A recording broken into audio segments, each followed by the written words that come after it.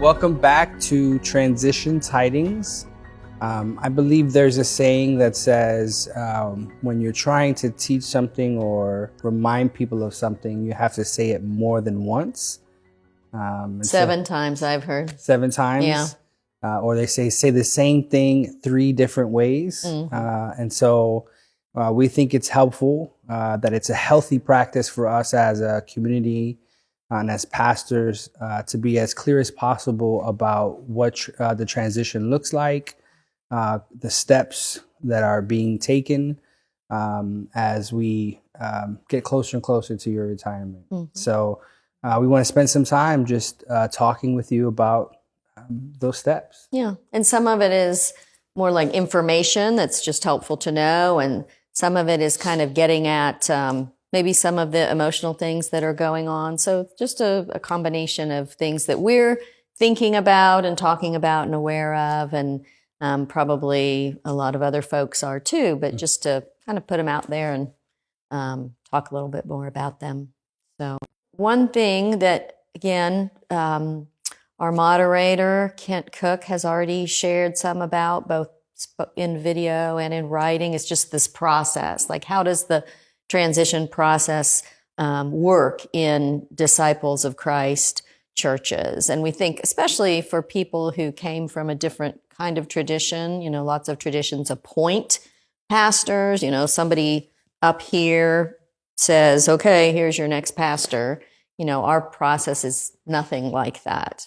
And so part of that is because of the way that our denomination is organized. If you're into churchy stuff, it's called congregational polity. So that means that each congregation is autonomous and basically runs itself, makes its own decisions, and chooses its own leadership.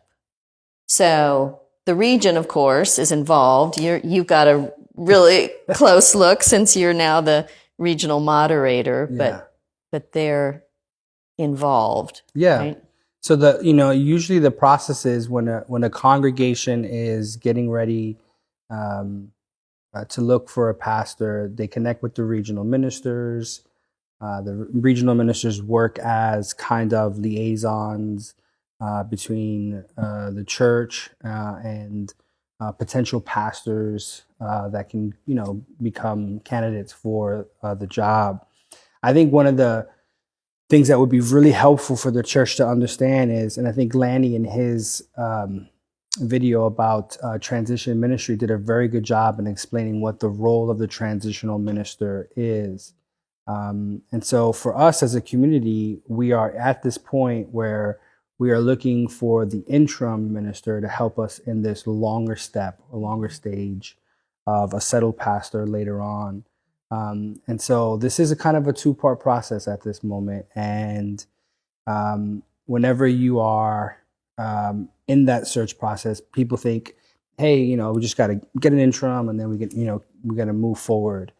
And so this is where, regions and would caution and ask congregations to be patient, right? Because you want to be able to pick someone who's going to help you and journey alongside you in this particular process. And you want to make sure you have someone who's capable to handle this task, especially with the congregation like ourselves, who has a variety of different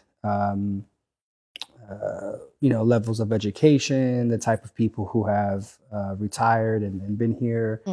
It's not a normal church case for interim ministry. And so, we have a search committee, and their role is to look and is to work and to find who is the best person for us. And you always have an expectation. Like, you hope that could be done before you leave, right? And sometimes you may find the right person and sometimes you may not, so it may take longer. So I think one of the things we always want to be clear about is our expectation is that we would have someone by the time you have ended your time here, you have retired, and that person will start several weeks after your last day here. And however, if they don't find someone, it's okay. I think we have enough leadership and hands to help us in this particular process until we find the person who will help us during this process, this time. And I know one concern that I've heard a little bit is then in sort of the second part of the process when Central's looking for the next permanent pastor or settled pastor, are we confined to like the names that the region gives us? And the role of the region, as I understand it, is really a facilitating process. And it's part of a national system, right, for disciples, so that they are, because they're the ones who are most aware of who's available or who's considering a new call. But we don't have to only, depend on the region. A lot of people in this congregation have extensive networks. Mm-hmm. For instance, when I came here, I was not actively in the search and call process, but it was through somebody in the congregation that I found out. And so there's ways, and again, there are steps for all of that. But I think in addition to what the region will be doing, then our own folks can also make some recommendations for candidates. Yeah, I mean, yes. It is the both and, right? Mm-hmm. It's not either or. It isn't that, hey, this is the way we do it and it can only be done this way. I think there's some flexibility in that. I think I'm not a regional minister, right? But I think in my experience of working alongside them, of being a person who's been through search and call, what they try to do, knowing the makeup of the congregation, Mm-hmm. Is first in this particular area, try to find the best persons who they think could be helpful Mm-hmm. in this next stage for us. Sometimes that works, sometimes they don't, right? It's not a perfect formula. Sure. And then once that happens, there are other people. Now, what people don't sometimes are not cognizant of when it comes to the search and call process is actually what the pastors are asked to do. Mm-hmm. So pastors are asked to fill out this kind of form that's online, that's handled by disciples, home missions, disciples home missions, DHM. And so it's you go on, you fill out what's called a profile. There's questions. You send out stuff for people who are going to be your references. But once you're all done, and there's a background check that you have to pay for, once you're all done, you, the pastor, the persons who search and call, can pick the specific areas you want. So for instance, I live in Indianapolis, and I decided because of my children, I'm going to stay in this area. And I picked some other ones specifically that I would be interested if the time ever came.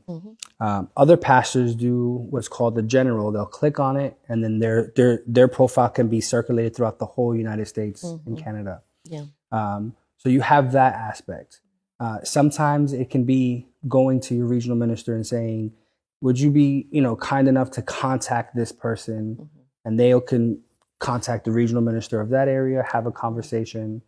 But as you say, regardless, the person still will go into that search and call process. That's correct. Still fill out the information, still do all those kinds of things, still do the background check before that information is given to the church. So regardless, the region and the church always needs to dot their I's and cross their T's before they meet someone. And work together. I mean, that's for as much for the protection of the congregation as as anything else, just to make sure each person is has the background check, for example, right? You just want to make sure that people have been through a process and are trustworthy, basically.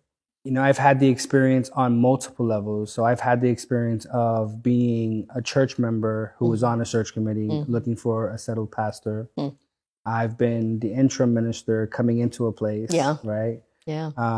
And, even being a pastor, being called to a church like that. So it's not an easy task sometimes, but one of the things I think is always helpful is to be open and honest throughout the process. So, our hope is that our search committee, as they go step by step, will communicate with the congregation and let them know, this is what we've done, this is what we've seen, these are the things that we decided to do, and here's what we're, and this is what we've chosen. Right. So that people don't feel like,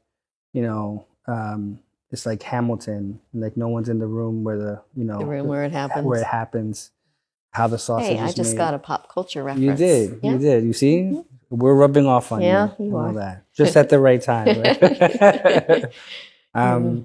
So it's about honesty. It's about being transparent in this particular process. And again, I think we have always stated, if there's any questions about this process you want to ask us as pastors, we're more than willing to sit down and talk to people about it.